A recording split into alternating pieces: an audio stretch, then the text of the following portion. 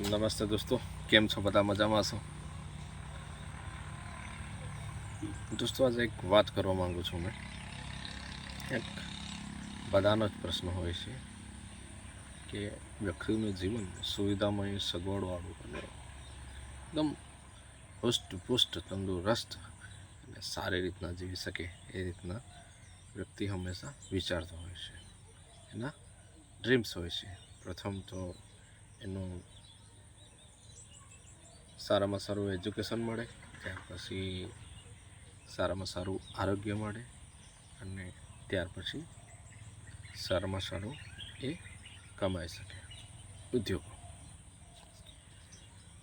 એ રીતના વ્યક્તિની અંદર કે એને કામ મળવું જોઈએ રોજિંદુ કે જિંદગી પર આજીવન, એ બધું હોય છે. પણ એના માટે મુખ્ય બાબત કઈ? મહેનત. મહેનત એ વસ્તુ એવું છે કે એ એક થીમ્સ છે કે જેના થકી વ્યક્તિ હંમેશા આગળ વધી શકે.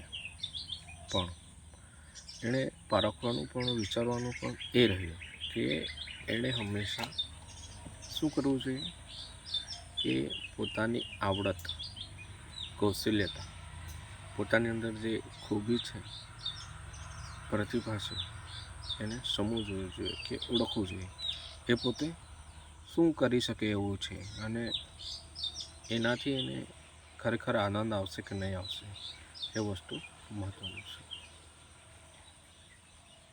પણ જો બીજા બધા પ્રવાહો ચાલી રહ્યા છે ઉદ્યોગમાં, કંપનીના, કે પછી કોઈ બી રીતે એને રોજગારી મળી રહી હોય એ વસ્તુ અલગ છે. પણ એની અંદર શું પડ્યું છે, શું વિશેષતા છે, શું સ્પેશિયાલિટીઝ છે, એને મહત્ત્વ આપવું જોઈએ.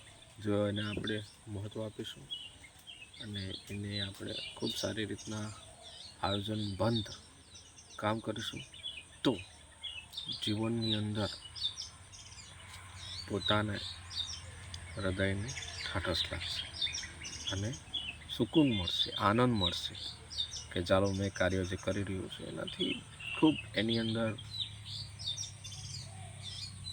સ્ફૂર્તિ, તાજગી, પછી એને એટલી મજા આવશે, એની અંદર ઇન્ટરેસ્ટ આવશે, એટલો બધો રસ આવશે કે એ આપોઆપ આગળ જશે. તો એમ તો કહેવામાં આવે છે ને કે કુદરતે દરેક વ્યક્તિની અંદર એક વિશેષતાઓ તો આપેલી જ હોય છે. એ વિભિન્નતા હોય છે, વૈવિધ્યપૂર્ણ એ વસ્તુ બધાની અંદર હોય છે. પણ એ વસ્તુને પારખવાનું હોય છે આપણે. તો દોસ્તો, મહત્ત્વની વસ્તુ એ છે કે સમય છે, સમયનો એ જ સમયે આપણે સદુપયોગ કરવો જોઈએ અને સદુપયોગ કર્યા પછી મહેનત કે આપણને મનગમતા જે કાર્યો છે એને પાછળ મળી જવું જોઈએ. તો ચોક્કસથી કાંઈક તો મળશે, કાંઈક તો એને મળશે અને ચોક્કસથી પોતાના જે મહત્વાકાંક્ષા છે, અપેક્ષા છે એ અનુસાર એમને એ વસ્તુ હસ્તગત થશે. તો મારે તો એમ જ કહેવું કે આપણે પણ આપણી રીતના પ્રયાસ કરવો જોઈએ, ખરું ને? તો બસ એક નાનો જ વિડીયો હતો દોસ્તો.